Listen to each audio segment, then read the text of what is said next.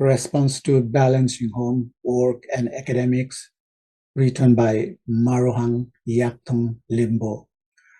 Sherry Rankins Robertson's essay, Balancing Home, Work, and Academics, portrays some of the physical, psychological, and emotional struggle of PhD students, and it also brilliantly depicts how PhD students struggle to maintain home, work, and academics during a PhD program.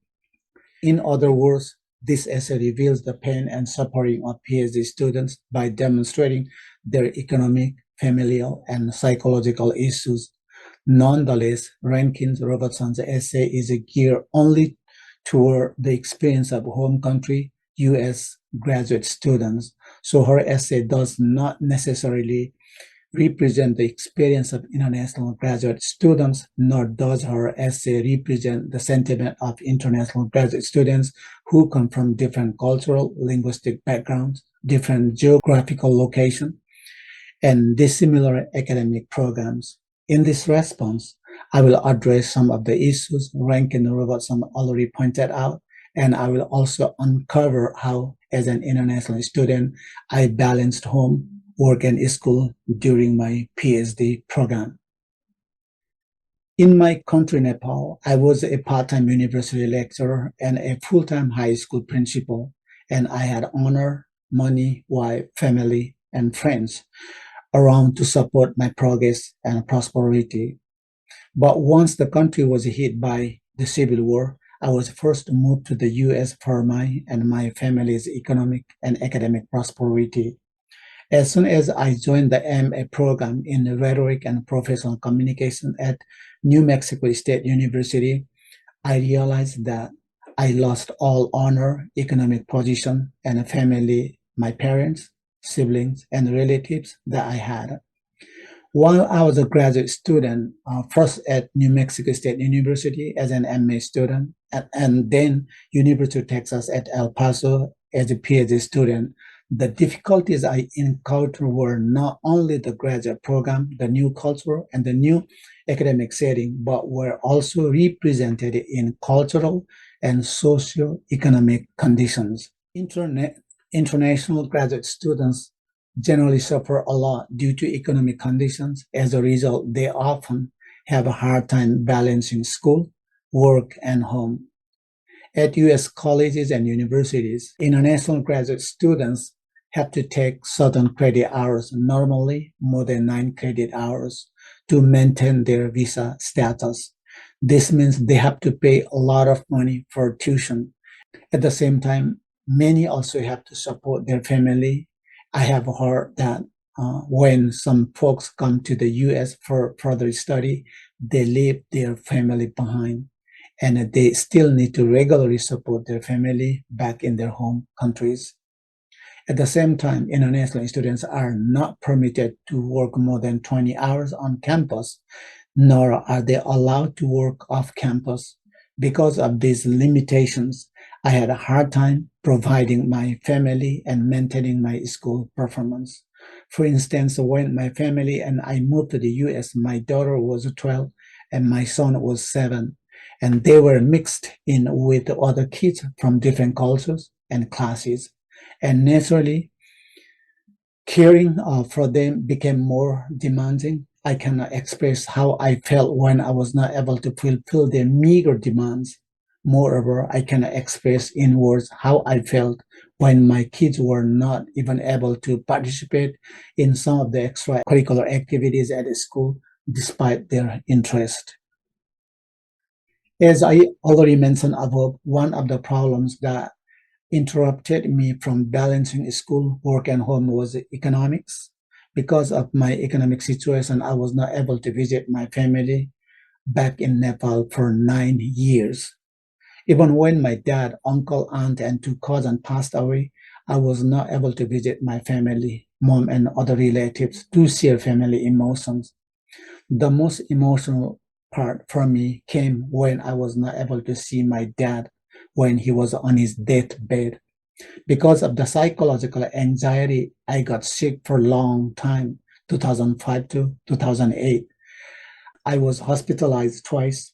When I was in the hospital, I was not worried about my health condition, but I was worried about how I would be able to pay tuition fees, to maintain my visa status, how I would support my family, and how I would get through the program, and how I would pay the medical bills. When I moved to US, I met new friends, new students as a TA, and new professors. For me, this new setting was almost like attempting to conquer an unconquerable mountain, for it did not offer me an opportunity to create spaces for myself in academia. For instance, I used to consider myself a fluent English speaker, but when I got here, I had to begin from the bottom due to cultural, linguistic, academic differences. I was almost unable to connect my prior cultural and academic literacies to this new cultural and academic setting. Linguistic, cultural, and technological literacy became barrier to my survival in new academic setting. My prior cultural and academic literacies were barely validated. Professors who were not exposed to intercultural and cross-cultural communication tended to misunderstand me, or even professors that ignored my prior academic and cultural literacies. It was hard for me to balance school, home, not only from an economic and a family perspective, but also from a cultural and linguistic perspective. I really struggled to balance school, work, and home as an economically and culturally challenged international student. Rankin Robertson mentions that our advisor worked 4 or 5 odd jobs in addition to teaching high school and selling his plasma to get through his graduate program.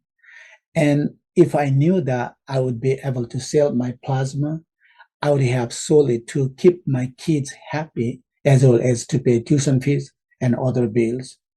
US graduate students can at least work off campus. They can get loans and they can find ways to pay tuition fees and bills. They do not have to worry about their visa status. They can at least, in one way or the other, support their kids, whereas international students often literally have no legal choices. They often have no alternatives. Moreover, because of lack of cross-cultural knowledge or cross-cultural research, international students are not treated realistically at US colleges and universities.